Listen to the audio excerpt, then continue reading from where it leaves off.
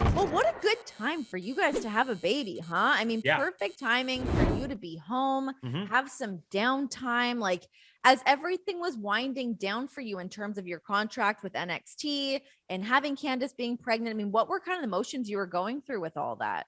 I was like, I felt like I was in a good place. I felt this way for a while, to where I felt like I accomplished everything I wanted to accomplish in NXT.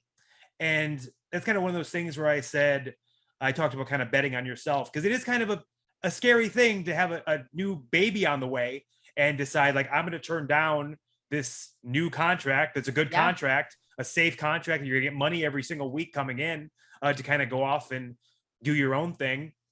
But like, I felt really good. I felt just complete. And like I said, I felt that way for a long time.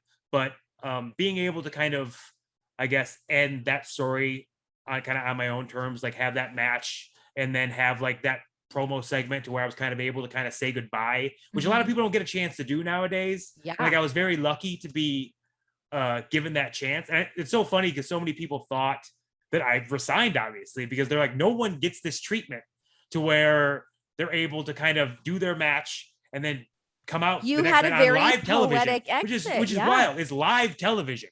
I Mhm. could have literally said anything I wanted, Yeah.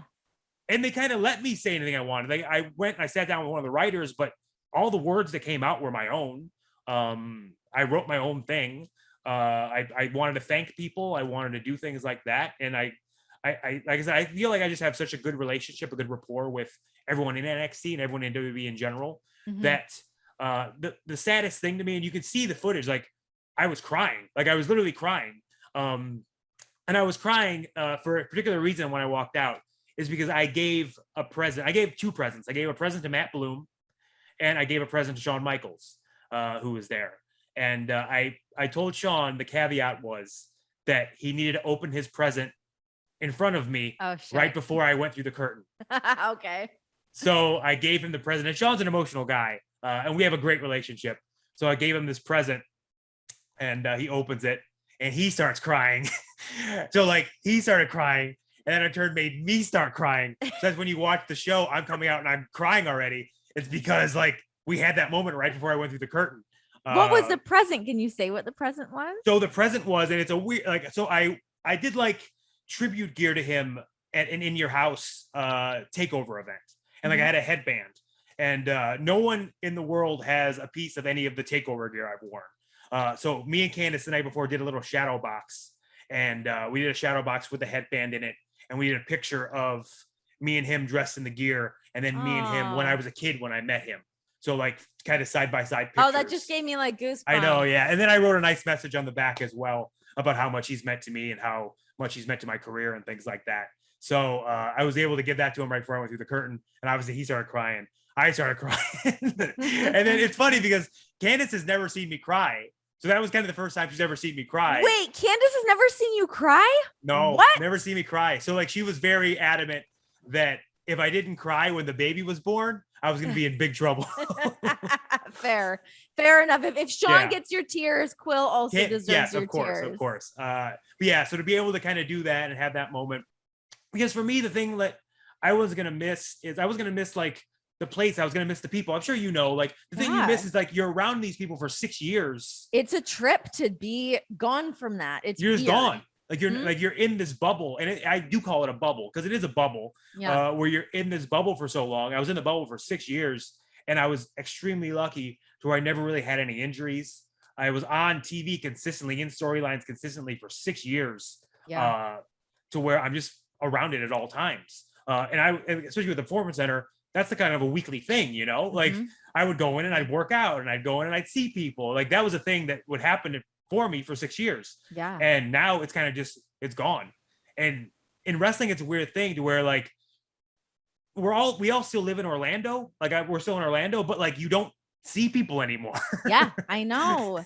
You just don't see It's them anymore. weird. You're like, wait, do I still have friends? What happened? It's so bizarre. And I think that was the hardest part, especially with like the way I saw NXT going, and like with Adam leaving, and with Mhm. Kyle contracts coming up, and everyone kind of out the door. Like, we were around all these people for so long, and then you kind of look around the locker room, and like all your friends are gone. And it's one of those Changed. things where you kind of like, man, like it affects you, like it hurts you because you're like, now you're not seeing your friends anymore on a daily basis, and it makes you sad. So at that point, like I felt like, I don't know, I have a chance to kind of tell my story and end it the right way, and also kind of leave on great terms to where, you know, whatever happens in the future happens, but I can kind of take this time now to be around Candace, to be around Yeah. Quill, to be around my dog Padme, and you know, enjoy dad life for a little bit, because it's just funny how things work out to where I was able to kind of time that out. It was not on purpose. It was definitely not on purpose, but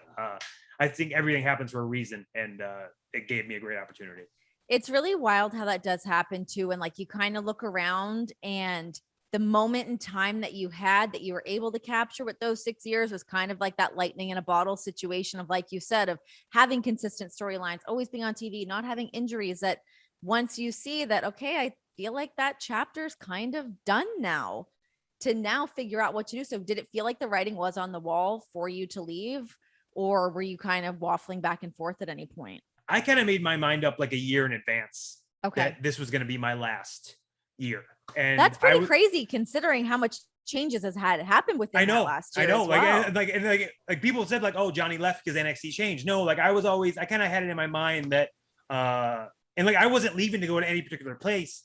I kind of just felt like I needed to go, because I felt like if you watch a TV show or if you watch anything in general, if you see the same character, and obviously I changed character, I turned heel, I did funny stuff, I did things like that here and there.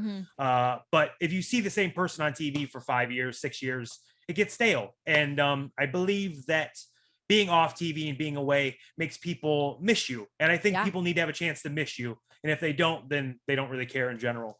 So for me, there's I just certainly felt a value in that. So I felt like the last year, I was like, I'm going to have fun this past year, and I'm going to do whatever I can to try to set this place up for the future.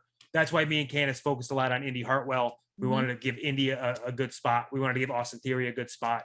We wanted to help out as much as possible. I wanted to try and give guys opportunities that they wouldn't have gotten, like to have a long match with Kushida at a takeover. I was really proud I was able to give him that spotlight as well. It was really important for me to try to help as many people as possible before I left, to kind of set that place up for a good spot for the future. And honestly, like if you're in a place for so long, for 5 to 6 years, and you're consistently on television, it's no secret that in this day and age, the age of mental health and social media and things like that, I felt like I was beaten down, and I felt like mentally, I'm sure there is the stigma of, you're in the public eye, you need to have thick skin. But at the end of the day, we're all humans and we can only take so much. That is like really a bullshit phrase when you think about it. That I know that that's been pounded into our heads for so long, but like, just because you want to be an entertainer does not mean that you should also have to sacrifice being berated or being, you know, the stuff that just happens online, to, you know, all the different things that kind of come with that. Yeah. It's and like rough. I genuinely love NXT. But like for so long, people were like, when's Johnny gonna move to Raw and SmackDown? When's Johnny gonna do this? When's Johnny gonna do that? And it just that constant question, and that constant like people saying like, go do this, go do that, and like trying to take control of my career and what I want to do. Because like honestly, like what I want out of wrestling is just, I want to be able to have creative freedom. I want to be able to have these matches, tell these stories, and kind of just have fun. And the minute it's not fun, the minute it becomes a job and it becomes stress, and just you're constantly beat down by stress, is when I don't want to be a part of it anymore. So I kind of felt like the past year, hearing everything on social media, dealing with all this crap, I was kind of like, I want to take this year, put my all into it, kind of leave on good terms, kind of take a break. And luckily it worked out where he had a baby. And I think that I don't know if the baby like finalized my decision, because I had the idea that I wasn't going to resign, but I think if the baby wouldn't be on the table and they came to me with a different, who knows what would have happened. But the baby kind of came into play, and I was like, okay, I definitely need to be in the best headspace, as good a headspace as possible for when this baby gets here. So I need to completely detach from the wrestling stuff for a little bit and focus on him and focus on all that stuff.